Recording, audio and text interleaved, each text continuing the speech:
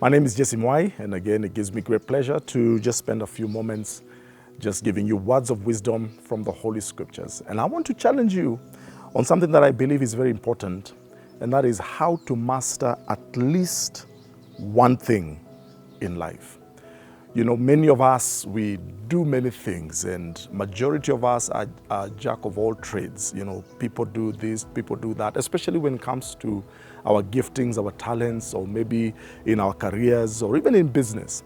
And many, many times we find ourselves touching so many things. And as a result, sometimes we are not as effective as we could have been.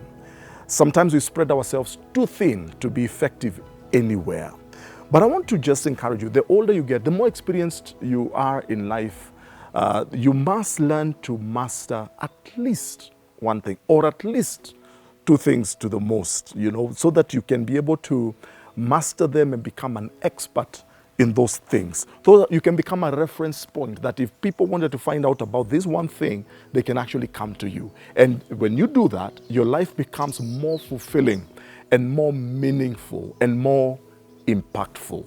We cannot do everything. We cannot be good at everything. But at least there's one thing you and I can actually be good at. So how then do I master at least one thing? The first thing that I must do is I must begin from the very beginning. I must try many different things. I will never know what I'm good at until I try a few different things, all right?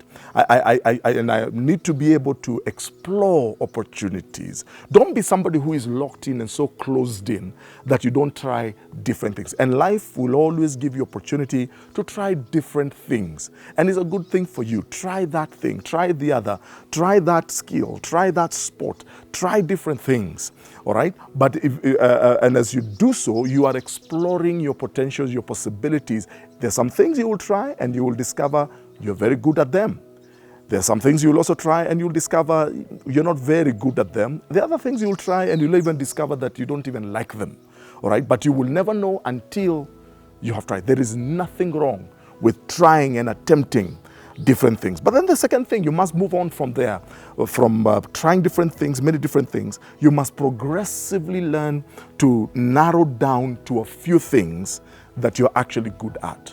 You begin, it's like a funnel effect. You know, at the very top of a funnel is a broad base of many things. So as you put in many things in this funnel, it begins narrowing everything down. And that's what you need to do. You begin narrowing certain things down so you know that I'm good at this thing. I like doing that. I think I'm effective there. You begin narrowing it all down. And that becomes a life's journey and a process. You don't do it in a day. You don't do it in a month. It can actually take you quite a length of time as you discover yourself, as you manage yourself, as you know what things you're good at and the things that you actually enjoy doing and the things that you're actually very productive. But then eventually it brings us to the third thing, is that you must then pick one or two things that you are good at, that you enjoy, and that you can run with. And when you finally pick this one thing, I'm not saying that you will never do anything else, but this is the one thing you major yourself in. This is the one thing that you actually apply your energies to. This is the one thing that you can actually go back to school. You go maybe do postgraduate studies or a diploma somewhere, and you're always learning about this one thing. You're always digging deeper into this one thing. You're always spreading yourself into this one thing. And yes, I still do those other things that I must do because they're things that we must do because of the nature of life, the nature of the work that we do. But I don't necessarily put too much of my energies on those other things. When you find this one thing or these two things that you do very well, those are the things that energize you. Those are the things that give you an impetus for life. Those are the things that challenge you. Those are the things that you get excited about. Those are the things that make life exciting. Be a master of at least one thing in this life. By the time you're getting maybe to midlife, maybe from the age of about 45 years moving on, you should at least have identified this one thing, and you spend the rest of your life managing that thing, growing in it, mastering it, being good at it, so that one of these fine days, people will pay you for your advice on that one thing. People will come to you because you're an expert in that one thing. You'll be recognized for that one particular thing. May the Lord bless you.